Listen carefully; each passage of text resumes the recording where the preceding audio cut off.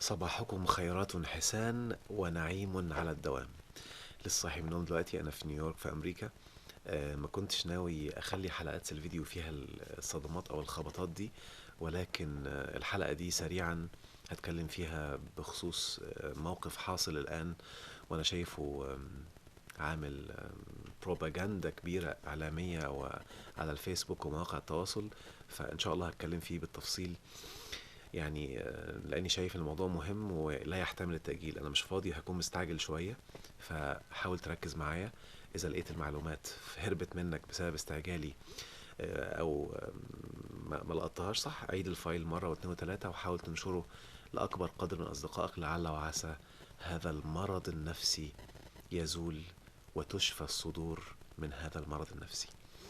الحلقة دي هيبقى فيها تخبيط كتير شوية، فعشان كده لازم تكون واعي ومصحصح. وبكرر دايما: استفتي قلبك وإن أفتاك الناس وأفتوك. هنحط بعض القواعد، هفكركم بقواعد وهحط لكم قاعدتين تانيين أو ثلاثة تقريبا عشان نبني عليهم الكلام، لأني بحب دايما قبل ما أتكلم في أي حاجة أسمي المسميات بأساميها الحقيقية. اللي فاكر سميها بأساميها هيكون مركز معايا كويس، واللي ما يعرفش يعني ايه سميها بأساميها، في برنامج كامل كان في رمضان اسمه سميها بأساميها، ارجع له وشوفه بروقان. أول حاجة هفكر دايما بيها الناس كل شوية: النص هو الدين. فهم البشر للنص مش دين. حلو كده؟ النص اللي ربنا قايله ده الدين، فهم البشر لهذا النص مش دين. القاعدة رقم اتنين، ودي مهمة وخطيرة قوي قوي قوي: الإنسان اللي عنده مشاكل أو عنده لخبطة أو عنده مرض نفسي أو عنده ألم أو عنده ضيق أو عنده فقر، لما يجي يقرأ الكتاب ويقرأ كلام الإله هيفهمه من منظوره هو، وهيصدر هذا الفهم للناس.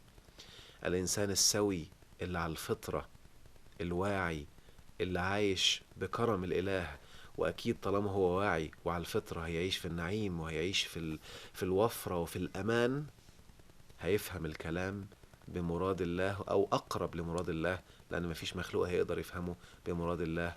وهنفضل نسعى ونجتهد إلى أن نلقى الله سبحانه وتعالى. الخطورة لما الإنسان اللي عنده مشاكل أو عنده لخبطة يفهم الكلام اللي ربنا قاله من المنظور بتاعه السلبي أو الخاطئ. يمكن أنا مجمع الأسئلة اللي انتوا قايلينها دلوقتي، آه، اللي انتوا قايلينها على الفيسبوك، ممكن واخد لها صور عشان أوضحها، بس عايز أوضح شوية مفاهيم. أول مفهوم: كلمة مرض معناها إيه وعكسها إيه؟ المرض نوعين: مرض بيجي للقلب ومرض بيجي للجسد أو البدن. حلو كده؟ المرض للقلب، القلب مكانه فين؟ في الصدر. فالمرض اللي بيجي للقلب عكسه الشفاء. الشفاء دايما اللي في الصدور. المرض القلب اللي احنا بنسميه في العلم الآن المرض النفسي. أي مرض نفسي هو اسمه في الدين مرض القلب. يعني الكبر، الغل، الغلظة، الخوف، الرعب، ده مرض نفسي اللي هو في الدين اسمه مرض القلب. حلو. التشفي، ان انا اشوف دم انسان واستمتع بيه، ده مرض نفسي، ده مرض قلب. ان انا اغتاب وغيبة ونميمة وغل وانشر، ده مرض قلب. ان انا ابقى خايف ومرعوب، ما عنديش ثقة بنفسي، مرعوب من المواجهة ومرعوب من ان انا اتكلم الناس. يعني احيانا بعض الطلاب تلاقيه في المدرسة مثلا او في حتة، شايف مدرس غلط وهو عايز يقول له انك غلطان بس خايف لا يطلع غلطان، ده مرض نفسي، ده مرض قلب بقى باسم الدين. حلو كده؟ الامراض دي اسمها امراض قلب، ان انا ابقى خايف من الناس وخايف من اتكلم في الحق، ده مرض قلب. خلاص. عكسه الشفاء. مرض الجسد عكسه الابراء. تاني: مرض القلب عكسه الشفاء، ومرض القلب اللي بنسميه في علم النفس هو المرض النفسي. مرض الجسد عكسه الإبراء، يبرئ الأكمه والأبرص. خلاص كده؟ طيب، الجزئية الخطيرة إيه بقى؟ إن الإنسان أحيانا بيظن إن كتاب ربنا ده أي حد هيقراه هيوصل للصح أو هيعرف الصح، وهي دي الكارثة. اللي ما تعرفوش أو اللي ناس كتير ما يعرفوش للأسف، إن بحسب قلبك إما الكتاب يوصلك للصح أو يوديك في 60 داهية لو قلبك مريض. ركز في كلامي كويس قوي. لو قلبك سوي على الفطرة، الكتاب هيعيشك في النعيم والجنة وهتعرف تعيش الحياة صح. لو قلبك مريض، الكتاب هيوديك في 60 داهية وهتروح ورا الشمس. وحتى في آيات كتير ربنا اتكلم عنها في الحتة دي. يهدي به كثيرا ويضل به كثيرا وما يضل به إلا الفاسقين. والفسق ده مرض قلب. وننزل من القرآن ما فيه شفاء ورحمة ولا يزيد الظالمين إلا خسارة. اللي بيظلم الناس ده مرض قلب. فالكتاب هينزل وهيخلي المؤمنين رحمة وهدى وهيوصلهم، وهيخلي الظالمين في خسران وحياتهم جحيم. برضو آية تانية بسم الله الرحمن الرحيم قل هو للذين آمنوا هدى وشفاء والذين لا يؤمنون في آذانهم وقر وهو عليهم عمى. ركز، للمؤمنين هدى وشفاء، واللي مش مؤمنين في آذانهم وقر، مش هيدرك ولا هيفهم، وهو عليهم عمى، هيوديهم في 60 داهية. المشكلة اللي حصلت لنا في الزمن الحالي ان في ناس كان عندهم امراض قلوب، قرأوا الآيات وصدروا فهم يودي في 60 داهية، والناس طالعة عمالة تروجه وتنشره وهم للأسف مش منتبهين. انتبهوا عشان دي حتة خطيرة جدا. أي إنسان على وجه الأرض بيستمتع ويسمي شفاء الصدور لما حد يتقتل أو حد يموت، تعرف إنه مريض نفسي فورا، لأن كلمة شفاء كلمة إيجابية من أمراض. فالمفروض القرآن شفاء ورحمة، المفروض آيات الله شفاء، لكن الموت يبقى شفاء، تعرف ان انسان ده في 60 داهية مش واخد باله. وانا قاصد اكون شديد معلش، لان المشكلة يعني فوجئت انها متفاقمة بشدة. وعايز اقول لكم حتى حاجة مهمة، الفايل الفيديو ده ممكن تسمعه وتسمع اللي فيه، هتبقى انت حياتك اللي جنة وسعيد، وتقول يا عم الكلام الفاضي ده وتبعد براحتك. انت اللي حياتك هتبقى جحيم. ممكن بعد سنة، بعد 2، بعد 10 هترجع له وتكتشف ان الكلام اللي كان فيه صح. انت حر. يعني انا مش مستفيد لو انت بقيت سعيد بقيت تعيس، انا مش فارق معايا. انا بعمل اللي ربنا امرني، فانا مش مستفيد مش مستفيد منك، انا مستفيد من الهي، لان ربنا امرني، ده صميم شغلي. فركزوا كويس قوي علشان هقول بعض المعلومات. لما تنزل آية في القرآن وتقول، لان بعض الناس يقول لك، لو انا جبت مثلا هنا من ضمن التعليقات اللي جاية، داليا عزيز، يا سلام، طب آية ولكم في القصاص حياة يا أولي الألباب تفسيرها إيه؟ لأن أنا اتكلمت خصوصا بالموقف لما لقيت ناس متشفيين وحاسين بالفرح والسعادة عشان واحد اتقتل، وأنا شايفه من وجهة نظري اتقتل بمنتهى الخسة وبمنتهى الندالة. لما أنا أكون مأمن بني آدم، أيا كان البني آدم ده، أنا قايل له أنا هأمنك، وأنا اللي هأمنك، ووقفه ويديني ظهره واضربه برصاص، دي خسة، ده حقارة، ده مفيش فيها أي معلم من معالم الرجولة. الراجل أديله سلاح وامسك سلاح وحاربه راجل لراجل، ولو سلاح وقع استنى لما ياخد السلاح عشان أحاربه راجل براجل. للأسف مبدأ الرجولة ده اختفى من العالم في ظل خسة بقت موجودة، ان انا اخلي واحد ايا كان هو مين ظهره ليا ومطمن لي عشان انا اللي هأمنه، واقوم ضربه وقتله. ده الفعل منتهى الخسة، منتهى الندالة. وللأسف أي إنسان بيفرح في حاجة زي كده والله العظيم هو فاقد للرجولة. الراجل بجد يواجه ويقاتل راجل لراجل، مش يقتل واحد أعزل من الظهر بمنتهى الخسة. داليا سألت وقالت يا سلام، طيب آية ولكم في القصاص حياة يا أولي الألباب تفسيرها إيه؟ بصوا عشان تعرفوا الإنسان اللي ممكن سلبيات عمياء بيقرأ دايما التكست مكتوب. حالتك النفسية بتخليك تشوف الكلام المكتوب من منظورك أنت. فأنا رديت وقلت لها إيه؟ لما تعرفي معنى القصاص ابقي اسألي. وحطيت ابتسامة، عشان أنا بحب دايما زي ما قلت لكم في حلقات قبل كده أخلي الناس تشغل عقلها وتفكر. فداليا قلت لها لما تعرفي معنى القصاص ابقي اسألي، وحطيت ابتسامة. في ناس سموها بقى ايه، لما تعرفي معنى القصاص يبقى اسألي، فتلاقي ايه ده وانت ازاي وازاي ترد كده وانا اتصدمت في ردك انت ده. ايه يا عم في ايه؟ انا ماليش دعوه بالمشكله اللي عندك. انا بخاطب الناس الشباب اللي عندي على الصفحة اللي بيسمعوا الكلام اللي بقوله من زمان، وبعضهم طلاب في الأكاديمية. بخاطبهم بطريقة أحفزه إنه يفكر ويشغل عقله. ما بحاولش أديله المعلومات طعم كده في بقه عشان عايزه يفكر. وأنا متأكد إن داليا لما سمعت الكلام ده راحت تدور وتفكر وتعرف معنى القصاص. فأنا سريعا كده هقول لكم إيه الفرق بين القصاص اللي ده أمر ديني والثأر اللي هو أمر شيطاني. القصاص عشان يتعمل لازم يكون في دولة آمنة، الأمن مستتب، وحد عمل عور حد أو سرق حد أو قتل حد، فساعتها يطبق القصاص، لأن القصاص فيه حياة. ليه؟ الدولة آمنة الآن، وبالتالي واحد قتل حد ولا واحد عمل حاجة، فلو اتساب مصيبة، هيطلع أكتر من حد يعمل كده. النهاردة لو دولة آمنة، واحد وقف في الطريق وقف ناس سرقهم وقتلهم واتساب، كارثة، هينتشر هذا الموضوع في الدولة.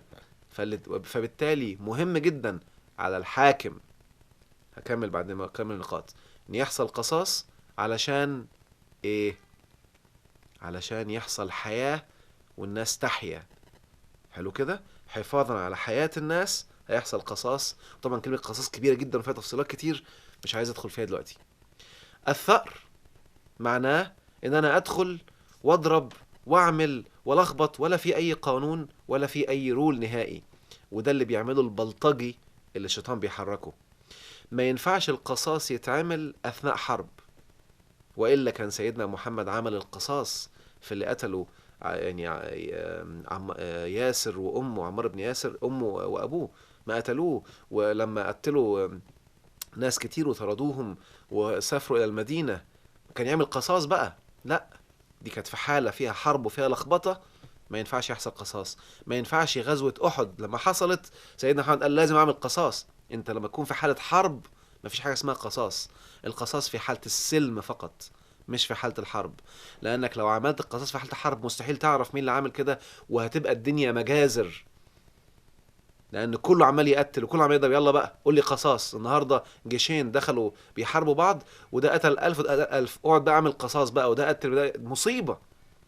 فما اسمهاش قصاص لانهم في حاله حرب ومش في حاله سلم. رقم 2، القصاص امر ديني يخص فقط وكيل المقتول، ابوه، اخوه، قريبه، هو اللي يطالب بالقصاص، والجهة المسؤولة في الدولة هي اللي تعمل القصاص. عشان كده بقول لكم لازم يكون في سلم، لازم يكون في أمن، الدولة آمنة، ففي جهة ما هي اللي هتعمل القصاص، شرطة، بوليس، أيا كان بقى مسماها في أي دولة معايا، هي اللي تعمل القصاص. الثأر ان انا اطلع في اي حتة واعمل اي حاجة وبعدين واحد اتقتل فيجي واحد تاني من دولة تانية، قصاص مين يا ابو قصاص؟ اللي يطالب بالقصاص لو انت بتتكلم في الدين معناها وكيل المقتول هو اللي يطالب بالقصاص، مش انت.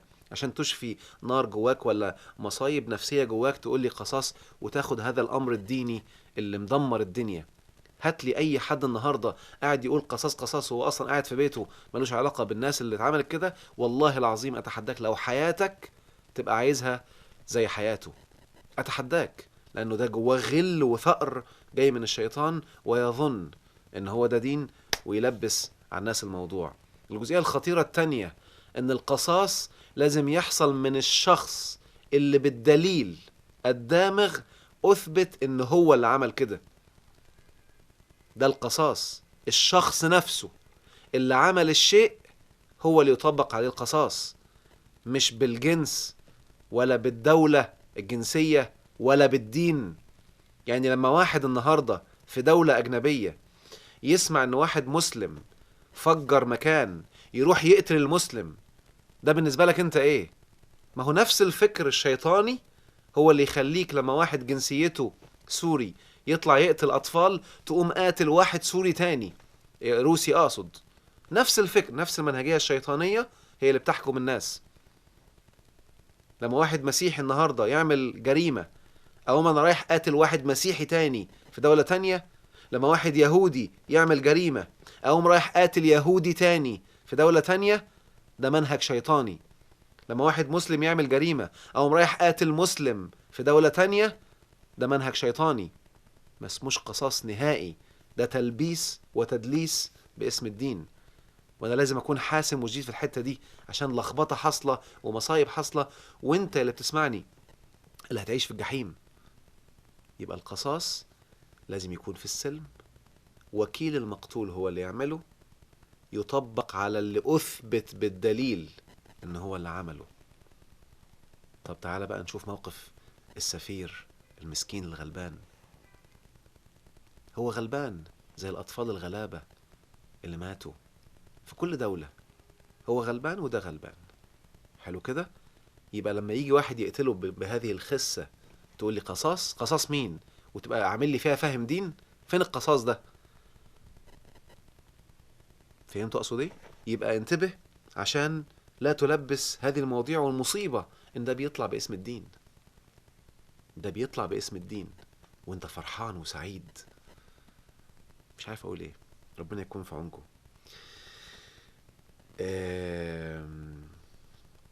عمر بيقول المرض اننا ما نتضايقش من اللي بيحصل في سوريا، ولما سفير روسيا يموت نتضايق. مش صح اننا نشمت في حد مات مهما كان، لكن كان فين المبدأ الجميل ده والمسلمين بيموتوا كل يوم؟ خلي بالك، من الواضح ان في ناس كتير برضو بسبب اللخبطة اللي حاصلة في طاقتهم ما قرأوش البوست صح. البوست كان بيتكلم عن المرض النفسي للناس اللي بتفرح ويشفى صدورها بالموت، وبوست عام ينطبق على كل الناس، والناس اللي بيشفى صدورها بالعفو. ايه علاقة ده بان انا زعلت ان السفير الروسي اتقتل؟ لا، انا بزعل لما كل انسان يموت، دي حاجة تانية. وانا بطبعي لما بزعل ما بطلعش ازعل 3 مليون واحد معايا. انا لا انشر الحزن. لما بزعل لوحدي. ربي ادرى بيا. مش هتمنظر قدام الناس وابين ان انا زعلان عشان ارضيهم.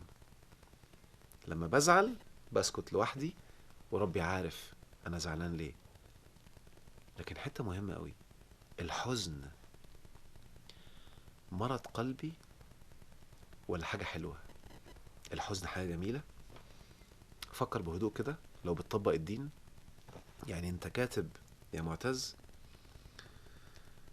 بسم الله يا عمر اقصد موسى، المرض ان انا ما اتضايقش من اللي بيحصل. ان انا ما اتضايقش ده المرض. طيب خد قاعدة مهمة قوي، ان ربنا قال للي بيتقتلوا ولا بيتضربوا ولا بيحصل لهم مشاكل، ربنا قال لهم ولا تهنوا ولا تحزنوا وانتم الاعلون ان كنتم مؤمنين. لما سيدنا محمد طرد من دولته وخارج قال لا تحزن ان الله معنا. قال لصاحبه اوعى تزعل ان الله معنا. يبقى من الدين ان ازعل؟ مش بقول لكم المرضى او الناس اللي عندهم لخبطه هيصدر لك عكس كلام ربنا؟ والله العظيم في ناس مصدرين ان الحزن ده هو الدين.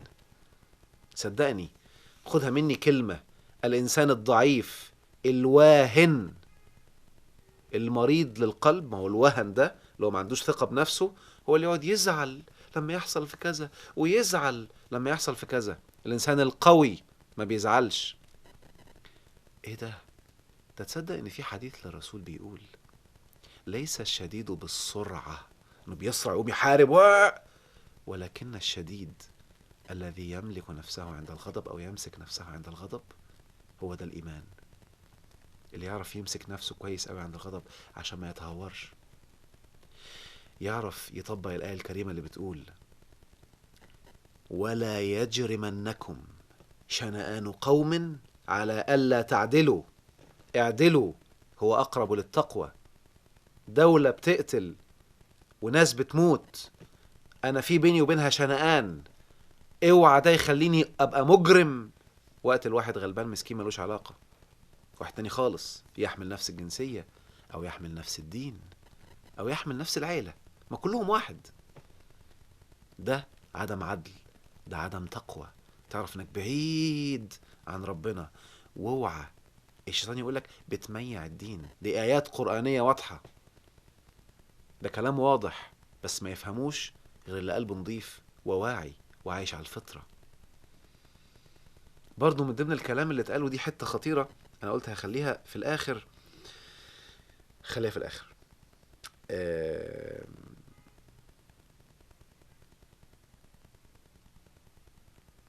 محب الضمير بيقول: مساء الخير، انا فرحت جدا لمقتل السفير الروسي في تركيا تأثرا لجرائم بوتين بحلب الجريحة.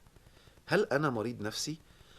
اي انسان يفرح لمرض اي انسان او لموت اي انسان ده مريض نفسي. خدها قاعدة كده، انسى المبرر. نسيت اقول لكم القاعدة للاسف في الاول، انا اسف. في فرق بين فعل ومبرر، دي قاعدة مهمة قوي. الفعل والمبرر. الله سبحانه وتعالى سيحاسبك على كل أفعالك أيا كان المبرر. في قاعدة يمكن بقولها للشباب في الكورسات، يمكن تحديدا كمان في كورس اختراق المجال الطاقي: المبررات ستقودك لفعل كل الموبقات وانت قاعد مرتاح البال. المبرر اللي اسمه في القرآن تزيين الشيطان، يزين ليك العمل ده سيء والشيطان يزينهولك، ده اسمه مبرر. وبالتالي قتل النفس بغير حق ده من أكبر الكبائر. إن واحد قاعد قدامي مؤتمن أمن لي واقف بيتكلم بيعمل خطاب وأنا من ظهره أقتله، ده قتل نفس بغير حق. ده لو هو قاتل وعامل جريمة وأنا شايفه دلوقتي بيقتل، أقدمه للقاضي هو اللي يعمل كده، مش أنا اللي أعمل كده. حلو كده؟ يقوم الشيطان يستغل حالة الحزن. ما هو الشيطان بيعمل ايه؟ يخلي اعوانه ينشروا الحزن، ناشر الحزن والصور السلبية والذل. دول اهل المهانة واهل الذل، دايما يطلعوا في الذل، ويا معرفش مين واحنا بنتذل. حلو كده؟ الناس الذليلة معاييرهم دايما الناس الذليلة، فتلاقيهم بينشروا. ودي حتة خطيرة جدا جدا جدا بتسمى الآن الحرب النفسية، ان هم دايما ينشروا السلبي وينشروا المصايب وينشروا الجحيم وينشروا الصور وينشروا الموت. هم اساتذه في الموت، اساتذه في الدم. فايه اللي بيحصل؟ يلعب الشيطان في التوقيت ده، يعميك، يخليك غل غل غل غل غل غل. وبالتالي ايه اللي يحصل؟ يقوم ساعتها تحصل كبيره من الكبائر. يلا مش مشكله، ما هم بيعملوا، دي كبيره، دي مصيبه. يعني في حد مستغرب يقول لي: هو انت يعني ما اتكلمتش في اللي بيحصل في حلب؟ طبعا انت ما تعرفش، مش تابع الصفحه، اتكلمت 500 مره. انا يمكن بتكلم في موقف مره واحده بس، يعني حلب اول مره حصل فيها اتكلمت. مش كل ما يحصل اتكلم. انا مش بتكلم في الحزن، بتكلم في اللي يفيد. بتكلم في اللي يفيد اهل حلب. بفيد اهل حلب اكتر من 100,000 مخلوق عمالين ينشر صور جحيم. يعني الحمد لله من فضل الله مئات السوريين، يمكن على الصفحه عندي الان على الاكاديميه الاف الشباب ما شاء الله، منهم مئات او الاف، ما عملش احصائيه، او على الفيسبوك عندي بيستفيدوا في كل الدول وبيتعلموا وبيحموا نفسهم. هو ده الكلام اللي بقوله. لما يحصل لاخواننا في اي دولة مشاكل سلبية، بعرف ازاي اخليه يبقى سعيد، واخليه مستحيل اي شيء من هؤلاء الفجرة اللي بيقتلوا وبيفجروا يصيبهم بضرر. يبقى يوم ما هتكلم باللي بيفيده. عمرك ما هتلاقيني بتكلم باني اشجب الشجب ده الناس الفاضية، ولا اني استنكر الاستنكار ده الناس الفاضية. انا يوم ما اتكلم على الصفحة بتاعتي بتكلم باللي بيفيد الناس اللي هناك نفسيا وجسديا بانه يحميهم. ده لما بتكلم، وبتكلم مرة وخلاص، ما بقعدش كل شوية قاعد بقى. وخصوصا ما يكون دولة فيها حرب، مش كل يومين 3 4 اقوم قاعد عامل محزنة. خلاص هو موقف وكلمت فيه وخلاص. وبالتالي لما كنت مش متابع الصفحة مثلا ما اتكلمتش يبقى كذا، دي من الشيطان بتدخل وبتلخبط لك الدنيا وانت مش مدرك. قال يعني خلاص بقى لو حد طلع نزل صور الدم وصور الجحيم هو كده عامل اللي هو عليه. والله العظيم انتبه، دي حاجات بتدمرك وبتلخبط لك الدنيا وانت مش منتبه. لان كل الصور الذهنية دي، يعني يمكن هتكلم فيها بالتفصيل بعدين، ان حصلت الاول في فلسطين صور ذهنية، صور ذهنية الناس حطتها ونشروها. الطاقة انتشرت، ودي حرب نفسية خطيرة اللي بيكفروا الطاقة ومش فاهمينها. للأسف الشديد هذه الطاقات مدبرة لجعل كل الناس يحطوا الصور الذهنية للقتل والدم والأشلاء في أذهانهم، فتحصل في دولهم.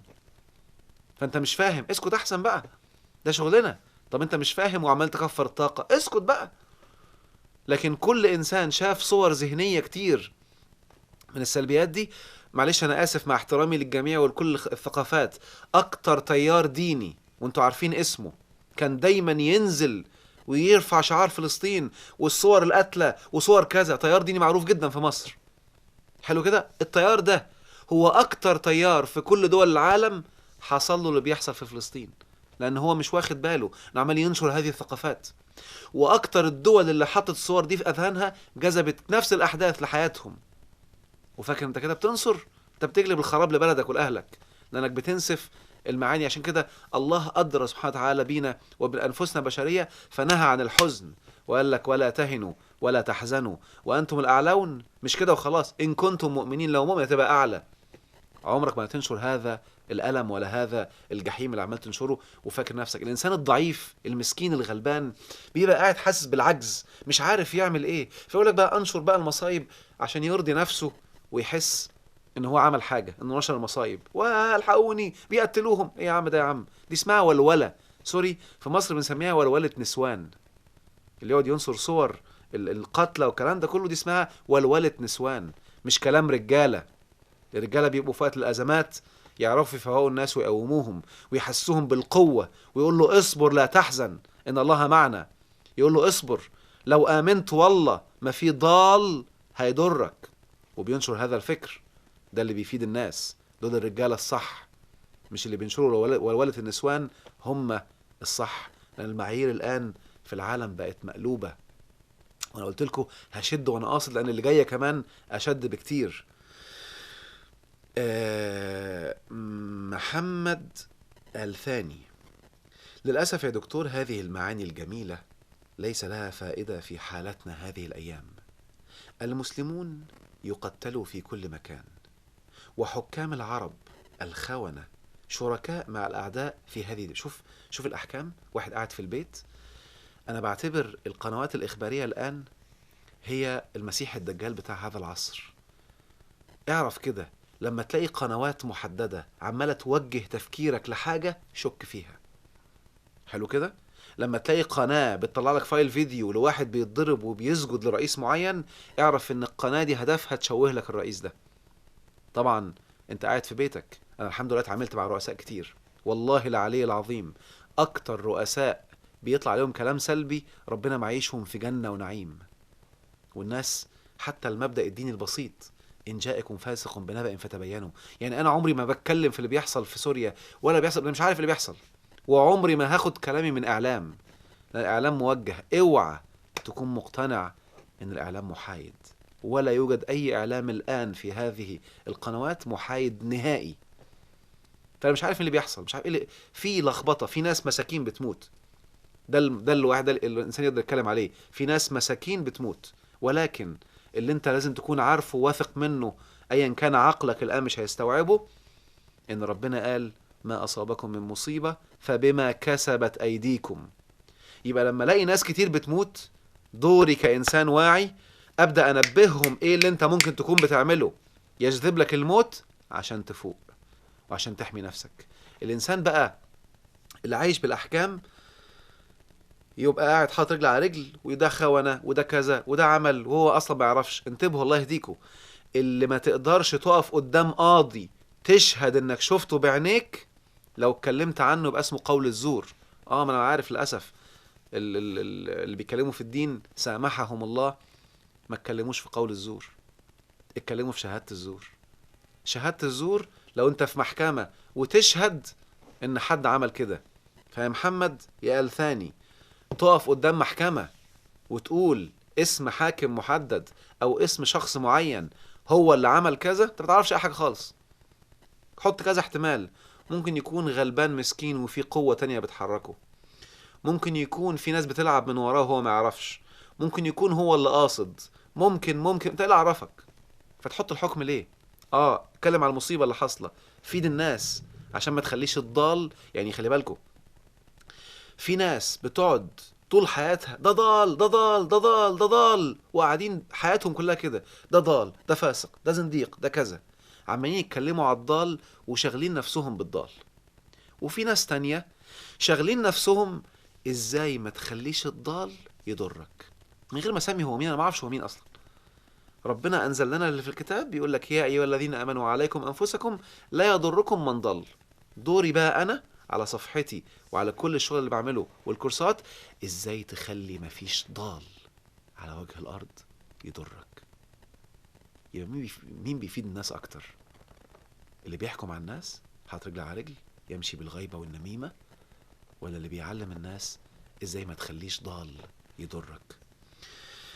محمد لأن رسالته طويلة بس فيها حاجات مهمة كمان. جربنا قبل كده الشعارات دي من يوم ما دخلت العلمانية بلادنا، شعارات اللي هي العفو. يعني شوف، هو شايف ان العفو والتسامح والصفح اللي ربنا قايله في القرآن شعارات من العلمانية. شوف التشويه اللي حاصل في العقل. وبسببها المسلمين في انحدار وما زالوا. يجب التفريق بين حالة الحرب وحالة السلم. طب كلام رائع جدا فعلا، يجب التفريق بين حالة الحرب وحالة السلم. انت قاعد في بيتك دلوقتي بتحارب ولا في حالة سلم؟ اللي بيحارب هو شايف الصورة قدامه وأدرى باللي بيحصل له. قاعد النهاردة بيحارب وحد دخل عليا بسلاح، مش هبقى أهبل أقول له هسامحك وده ماسك لي رشاش، ده يبقى اسمه هبل لأن ده في حالة حرب. لكن اللي قاعد في البيت، وده البوست اللي معمول، عمال يستمتع ويتشفى بالموت، ده في حالة سلم، ده في حالة مرض نفسي. لأن الإنسان السوي فطريا، وركزوا كويس قوي في دقة الحتة دي، هو يريد السلام للناس، يريد الخير للناس، يريد ان اللي بيحاربني ده ربنا يهديه. ولكن هو بيحاربني فانا مضطر اقتله، ولو مات ببقى زعلان. انت ليه خلتني اقتلك؟ انا ما كانش قدامي غير كده، بس انا مش هسيب نفسي اموت. يوم ما يبقى يا انا اموت يا انت هتموت، خلاص يبقى انت اللي هتموت، بس انا مش عايز اموتك، انت مش فاهم. وعندنا دليل ان سيدنا محمد عليه الصلاة والسلام لما كانوا قريش بيقتلوا أصحابه وبيعذبوهم وبيطردوهم وبيقتلوهم وهم عزل وبيقتلوا ستات، قال اللهم اهدي قومي فإنهم لا يعلمون. هو ده الدين. قال ايه؟ اللهم اهدي قومي فإنهم لا يعلمون. ولو كانوا جم يحاربوه كان هيحارب، ولو خلاص بقى قاتل يا مقتول يبقى هيقتله، ما انا لازم احمي نفسي. بس لما كان هيقتله كان هيزعل ويقول له ليه عملت كده؟ انا كنت عايزك تبقى سعيد، عايزك تخش الجنة، بس انت ما اديتليش فرصة، جيت تحاربني فكان لازم اقتلك. مش هستمتع وهشفي صدري لما اقتله. ده الناس المريضة، الناس اللي للأسف عندها مشاكل نفسية هي التي تستمتع لما تقتل. ايوه كده. والميديا الان والافلام بيسموها انترتينمنت للأسف، وهي كلها قتل وغل. الناس القديمة الكبار لما نزلت السينمات أول مرة يشوفوا مشهد واحد بيقتل حد بمسدس، قاموا قتلته ليه؟ قتلته ليه؟ الناس قامت وتصد، ده قتله يخرب عقلك، والناس قاعدة تصرخ في السينما واتخضوا واتصدموا. قتلوا ليه؟ ده خناقة تقتله ليه؟ تقتله لأن القتل كان قتل، كانوا على الفطرة، من أكبر الكبائر، مش أي حد يقتل كده. لكن دلوقتي الأفلام خلت الشباب اللي بيتبعوا الأفلام من دون الله وفاكر نفسه بيعمل الدين يفضل قاعد طول حياته يتفرج على الأفلام، يلعب جيمز كلها قتل، يقوم داخل نفسه تمرض ويفهم الدين بالجيمز والأفلام اللي اتحطت له، الله أعلم مين اللي حاططها، ربنا يسامحهم. فتلاقيك قاعد بتشوف الفيلم اقتل اديله، انت عايش حالة الغل، نفسك تبقى مريضة مريضة مريضة مريضة وانت شايفه بيقتل ومتبني حالة القتل، ويسموه البطل، هو قاعد دي دي دي دي دي ويخليك يشفي صدرك الغليل المليان بالشياطين عشان بعد كده تعمل كده وتسميه باسم الدين. الإنسان اللي بيعبد الله حق عبادته يريد كل الناس يخشوا الجنة، فأنا عايزه يخش الجنة، عايزه يكون مهتدي، بس جاي بيحاربني، وبالتالي أنا مضطر، ولو مات هبقى زعلان، مش هفرح ولا هنبسط، لأن اللي بيفرح هو المريض النفسي.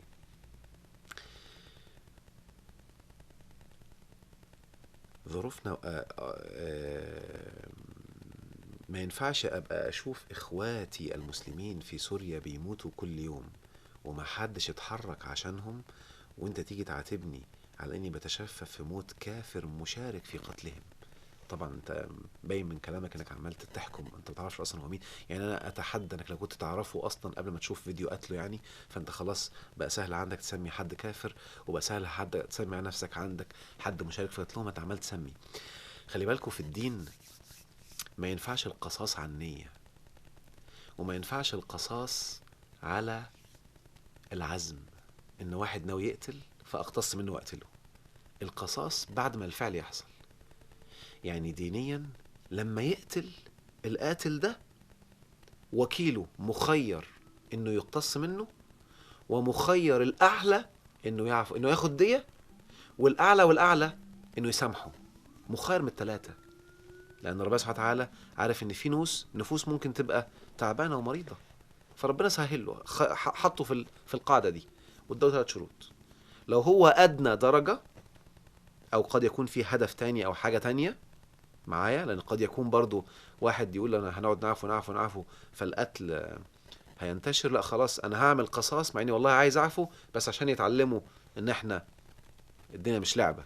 اه كده ماشي، دي نيته سليمة، بيعملها خد الموضوع عشان يحافظ على الحياة، المعيار عندي هو الحياة، مش هستمتع بالقتل. فحتى وكيل المختص له 3 احتمالات: انه ياخد بالقتل معايا، او 2 انه يقبل بالدية، ودي اعلى وافضل انه يحافظ على نفس، والحالة الثالثة انه يعفو، ودي الحالة الاروع والاجمل، وبتخليه في جنة بعد كده ويعيش سعيد. حلو كده. يوم ايه اللي حاصل بقى؟ انت قاعد تسمي الناس وتعمل، فديننا زي ما قلت مفيش في حاجة اسمها قتل بالنية، مفيش حاجة اسمها كده. فانت قاعد في البيت مسمي نفسك بقى الحاكم، يعني ربنا حتى قال في القرآن إن الحكم إلا لله، وما حدش بيتكلم فيها، الله يسامحهم ويهديهم. طبعا الناس اللي بياخدوا من الدين ما يروي الأمراض اللي عندهم، مستحيل يقول لك الحكم لله، ما تحكمش على حد. ده يا راجل ركزوا عشان تعرفوا الحتة الدينية الخطيرة دي.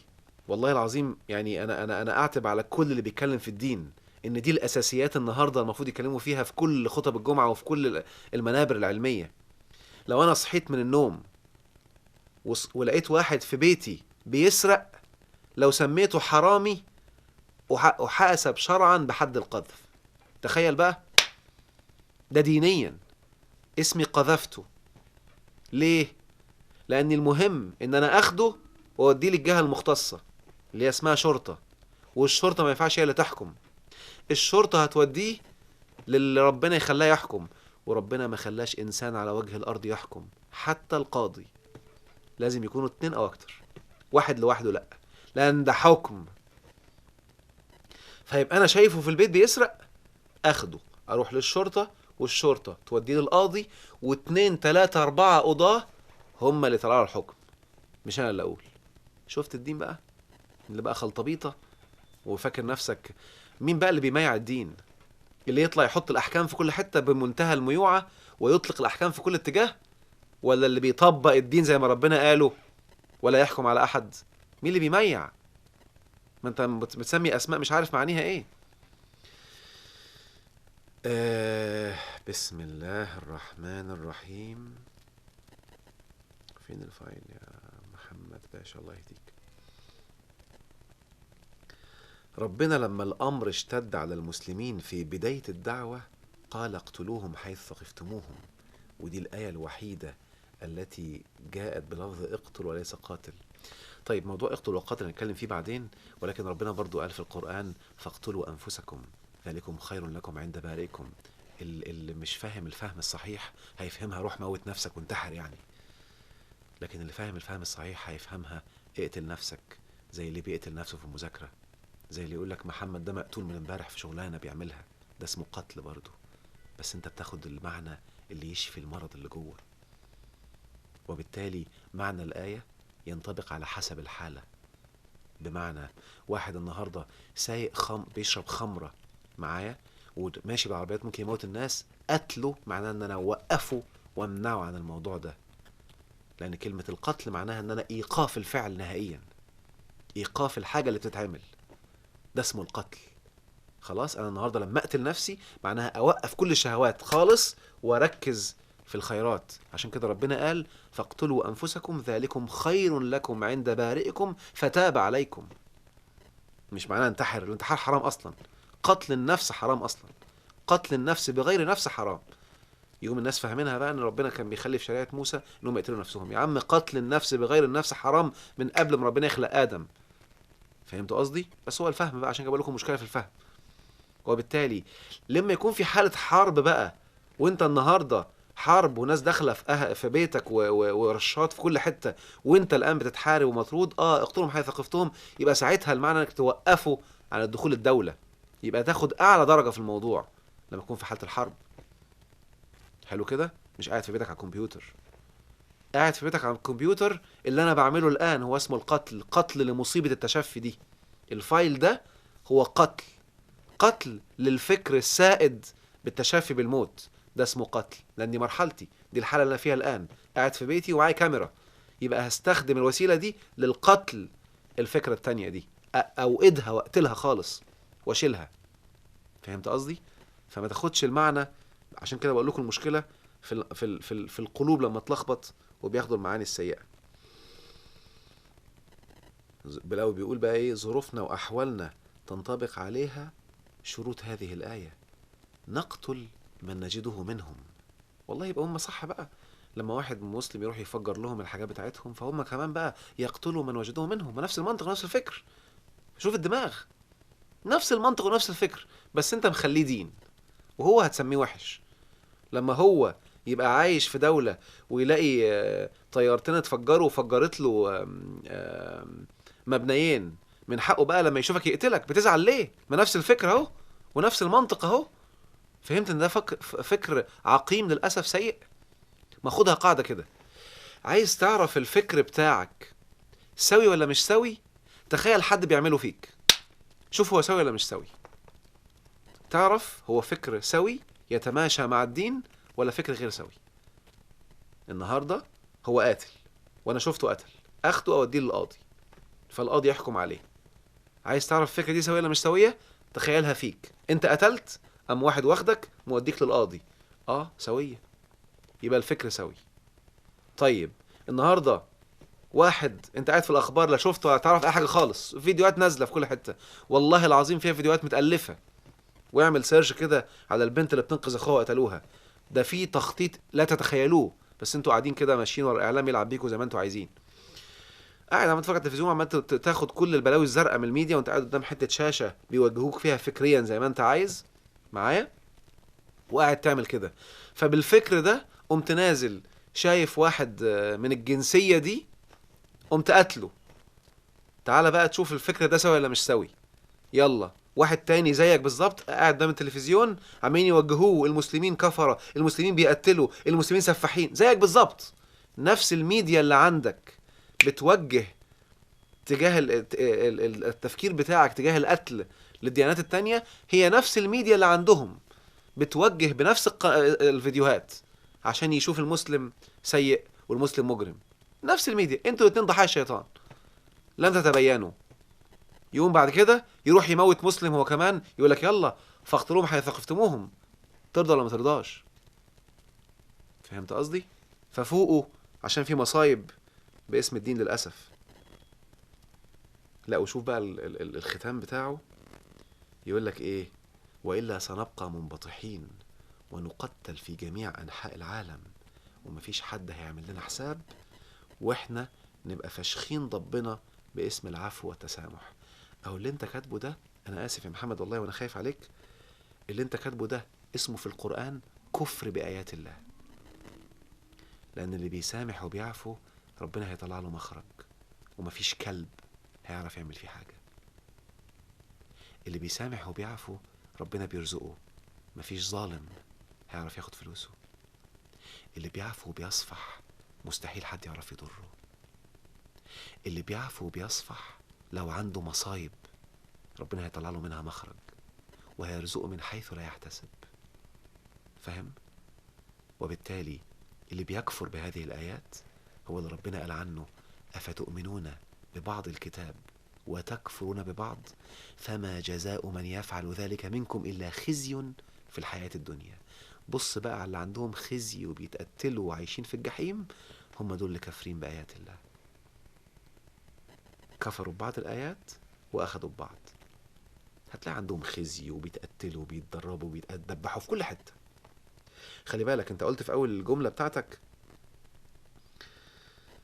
المسلمين بيتقتلوا في كل مكان. خدها مني قاعدة كده، لا يمكن واحد مسلم مسالم لله سبحانه وتعالى وبيعمل الخير وحد يعرف يقتله. خدها قاعدة كده، لا يمكن واحد مؤمن حد يعرف يهزمه. لما حد يتهزم اوعى تقول انه مؤمن، لان ربنا قال كان حقا علينا نصر المؤمنين. لما تبص في الاعلام كده وتلاقي نفسك تقتل، انا هعطف عليهم وهساعدهم، بس انا بعرفه ان هو اللي غلطان. طالما في ضال ضرك اعرف ان انت غلطان. اوعى تقولي ده راجل كويس ده زي الفل.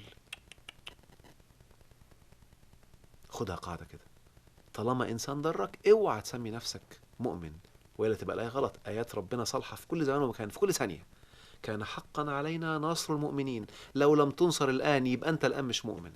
اوعى تقول لي بقى بيتقتلوا وبيتبع، دي حاجات مسميين نفسهم بالبطاقه بس للاسف. حلو كده. وبالتالي انتبه من القاعده الخطيره دي، وبص الان على الخريطه في العالم عشان تعرف مين اللي ربنا ناصرهم ومين اللي ربنا بيجازيهم بجزاء إشراكهم بالله ودخول ثقافات من الموروث وتاريخ محرف عبدوه من دون الله للأسف الشديد. وهي دي القاعدة الخطيرة. بص على كل اللي بيحصل، والله العظيم مع احترامي ليهم وأنا بقول الكلام اللي يفوق كل الناس، ما أصابكم من مصيبة فبما كسبت أيديكم. فكر في الجملة دي كويس قوي قوي قوي قوي.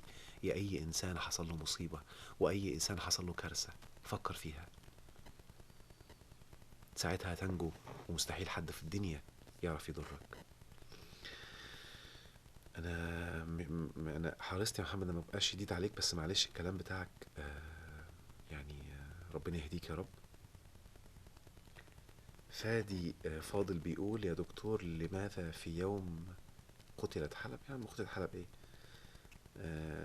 برضه شوف المسميات، قتلت حلب.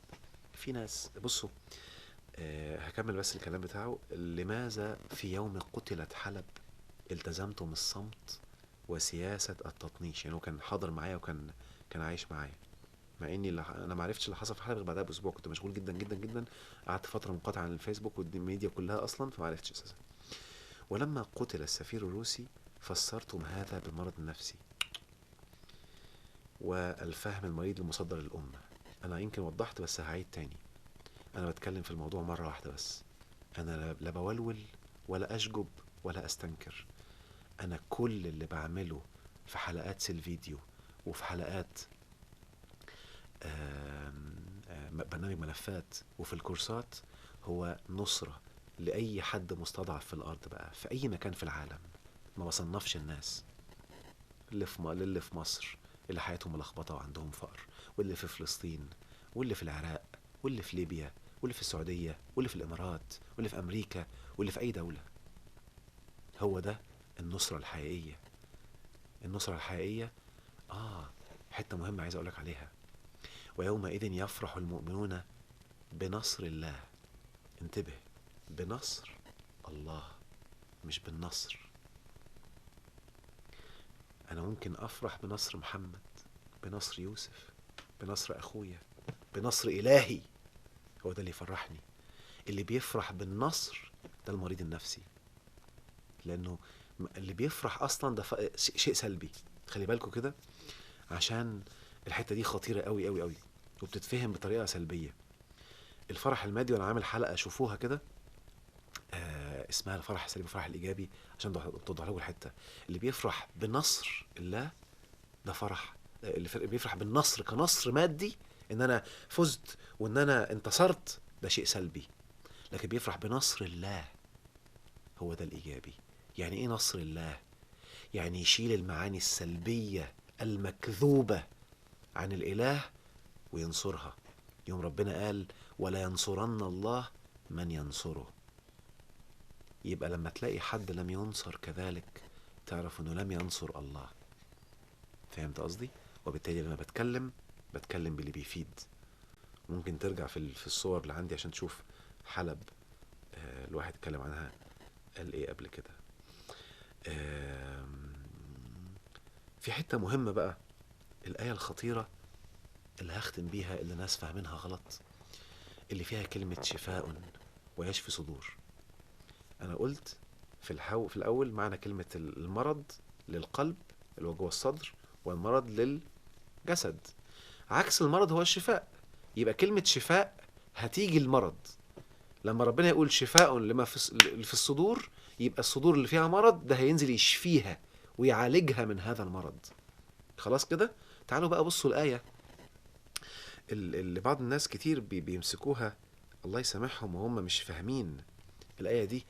ألا تقاتلون قوما نكثوا أيمانهم وهموا بإخراج الرسول وهم بدأوكم أول مرة. شوف يعني، انتبه. الكلام ده بيتوجه للناس اللي في حالة قتال. النهاردة طالما الرسول وفي أيمان وفي معاهدة حاصلة، بيتكلم الجهة اللي عملت المعاهدة، اللي هي الجهة العسكرية أو الجهة المنوطة بالأمن في الدولة. حلو كده. الأفراد المعنيين بالأمن في هذه الدولة هو اللي بيعمل معاهدات. مين؟ مش الجيوش. ففي ناس بقى نكثوا الأيمان ونكثوا العهود. فاللي بيحصل إيه بقى؟ الناس اللي نكثوا الأيمان ونكثوا العهود، عارفين في آية في القرآن بتقول المؤمنين هيقولوا لولا أنزلت سورة، فإذا أنزلت سورة محكمة وذكر فيها القتال رأيت الذين في قلوبهم مرض ينظرون إليك نظر المغشي عليه من الموت فأولى لهم. في ناس اللي عندهم مرض نفسي، اللي عندهم مرض وعدم ثقة ورعب، بيخاف لو حصل حرب هيترعب، مرعوب ان هو عايش في الدنيا، ماسك في الدنيا، ده مرعوب. ده ما ينفعش يكون في جيش. ده لو في الجيش والحرب شغاله وعمل كده، من حق القائد يقتله. ودي قوانين خاصه بالجيوش والحروب، لانه ممكن يخرب الكتيبه كلها ويخلي كله يموت. يعني من ضمن قوانين الجيوش ان لو القائد اثناء الحرب شغاله لقى واحد من الخايفين اللي عندهم خشيه دول وبدا ياثر على غيره، ممكن يموته، لانه عشان يحافظ على حياه الباقيين، لانه بيدمر العزيمه وبيدمر اللي بيحاربه. تخيل بقى للدرجه دي، لان حفظ النفس مهم جدا جدا.